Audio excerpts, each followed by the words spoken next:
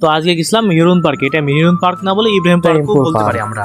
তো গিয়ে আমরা টিকিট কাউন্টারে গিয়ে টিকিটটা কেটে নিলাম, গিয়ে ভেতরে ঢুকে বললাম। যদিও বা আগে অনেকবার আসা হয়েছে, বাট কখনো সেভাবে ভিডিও করা হয় নাই, ওই জন্য ভাবলাম যে একটা ভিডিও করে নিয়ে যাই। আসলে জায়গাটা দেখতে অনেকটাই সুন্দর, যারা যারা আসছেন তারা তো জানেন। আর ভিতরে ছেলেপেলেদের খেলা করার জন্য অনেক সুন্দর সুন্দর জায়গা আছে। আর আগে এমন একটা ছিল না, বাট এখন ভিতরে ঢুকে যা বুঝলাম যে পার্কের অনেক খারাপ অবস্থা, অনেক নোংরা হয়ে গেছে জায়গাটা।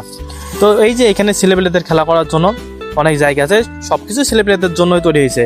বাট এখানে সব জায়গায় ঢুকতে প্রায় টিকিট লাগে, সব জায়গা বলতে যেখানে খেলার স্পট আছে ওইগুলোতে। এই যে এদিকে ছেলেপেলে খেলা আনন্দ করার জন্য, খেলা করার জন্য অনেক স্পট আছে। বড়রাও বসতে পারবে, এখানে বসে গল্প করতে পারবে। তো ভাবলাম যে ওইদিকে যাই, গিয়ে দেখি কি কি প্রাণী আছে। দেখলাম ময়ূর আছে, মোরগ আছে, আর এদিকে হরিণ আছে। তো অনেকগুলো হরিণ ছিল আশপাশের মধ্যে, আমার জানা মতে এখানে সবচেয়ে বেশি হরিণ। তো আমিও হরিণকে একটু খেতে দিলাম, তো ঘাস ছিল পাশে, ওইগুলো নিয়ে খেতে দিলাম হরিণকে। তো ভাবলাম যে যাই ওইদিকে কি কি প্রাণী আছে দেখি। তো এদিকের প্রাণীগুলো মূলত একটা কুকুর ছিল, শুধু বিদেশি কুকুর। তাছাড়া আশপাশে দেখলাম যে কোনো কিছু নাই, শুনলাম যে বন দপ্তর থেকে এগুলো নিয়ে যাওয়া হয়েছে।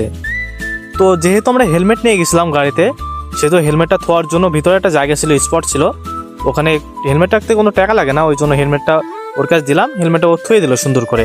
তো হেলমেটটা থুয়ে আমরা বেরিয়ে পড়লাম আবার বাইরে যাওয়ার উদ্দেশ্যে।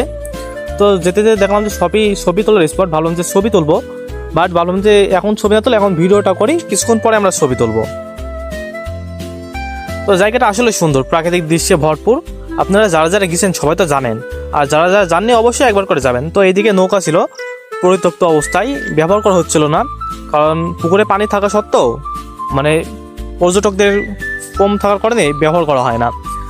যখন আবার বেশি মানুষ আসবে তখন ব্যবহার করা হবে। তো এইদিকে গুহা ছিল, তারপরে এদিকে ছেলেপেলে বিনোদন করছিল, সেই ঘোড়া বলে তার উপর চড়ে, আর বড়রাও ছিল ছেলেপেলের সাথে। তো ভাবলাম যে সামনে যাই নাগরদোলা দেখি, বাট শুনলাম যে নাগরদোলা এখন উঠবে না, কিছুদিন পরে আবার যখন মেলা লোকজন হবে তখন চালু করবে এগুলো।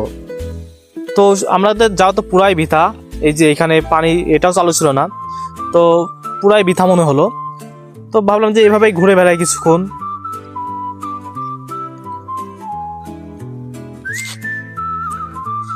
তো গিয়ে কিছুক্ষণ পর আমরা বিশ্রাম নিলাম, যেহেতু অনেক হাঁটাহাঁটি করছি তার জন্য বিশ্রাম নিলাম। বিশ্রাম নিয়ে আবার হাঁটতে শুরু করলাম। জায়গাটা আসলে অনেক বড়।